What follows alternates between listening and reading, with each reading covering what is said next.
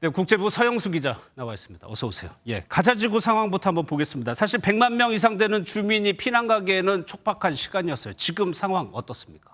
네, 이스라엘의 대피 명령이 내려지면서 수십만 명이 피난길에 올랐는데 가자지구는 현재 말 그대로 아비규환 상태입니다. 하지만 상당수 주민들이 아직도 대피하지 못한 것으로 보이는데요. 이유는 크게 두 가지입니다.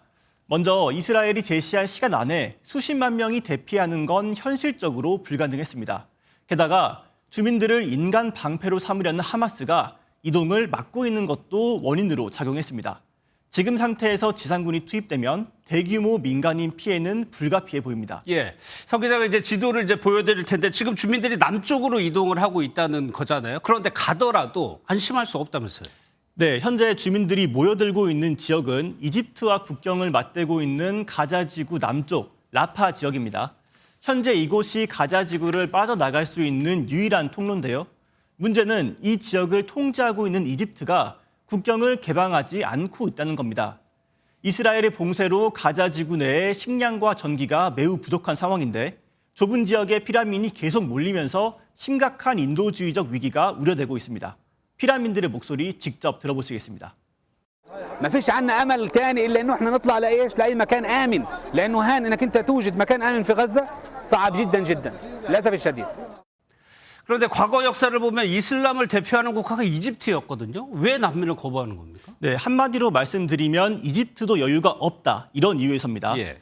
국경이 개방되면 최대 수십만 명의 난민이 한꺼번에 이집트로 들어가게 될 것으로 보이는데 이집트도 이런 상황은 부담스러울 수밖에 없습니다. 또 하마스 무장대원들이 난민 사이에 섞여 들어와 이집트 영토 내에서 무장투쟁을 일으키는 것도 우려하는 것으로 전해집니다. 예, 앞서 중국이 잠깐 언급을 하긴 했는데 적극적으로 중동 문제에 대해서 목소리를 내고 있어요. 그 배경을 뭘로 봐야 됩니까? 네, 최근 중국이 중동 지역 외교에 상당히 공을 들여왔고 그만큼 영향력도 확대해왔습니다. 앞서 리포트에서 보신 것처럼 블링컨 미국 국무장관이 왕이 중국 외교부장에게 협조를 요청한 것도 이 같은 배경이 작용한 건데요.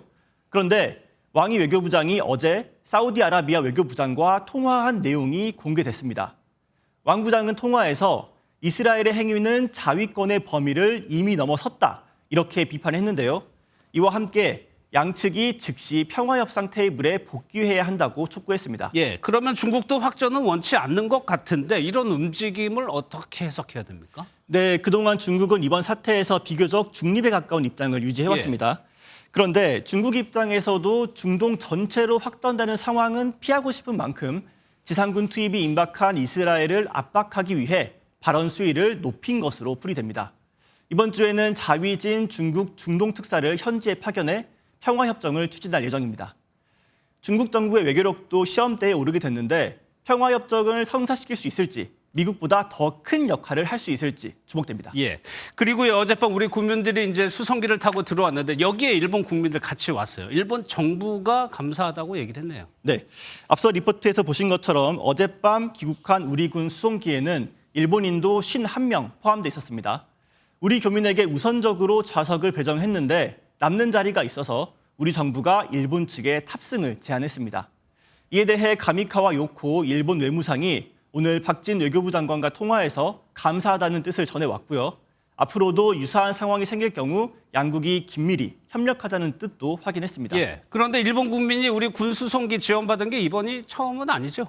네, 지난 4월이었죠. 아프리카 수단에서 무력 분쟁이 발생해서 우리 정부가 교민을 구출하기 위해 프라미스 작전을 실시했습니다. 이 과정에서 우리 교민 28명뿐 아니라 일본인 5명도 함께 탈출시켰는데요.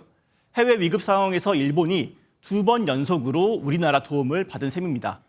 일본 내에선 발빠른 한국 정부의 대응에 부러움을 표하는 동시에 일본 정부의 조치가 아쉽다 이런 반응도 나오고 있다고 합니다. 알겠습니다. 잘 들었습니다. 국제부 서영수 기자였습니다.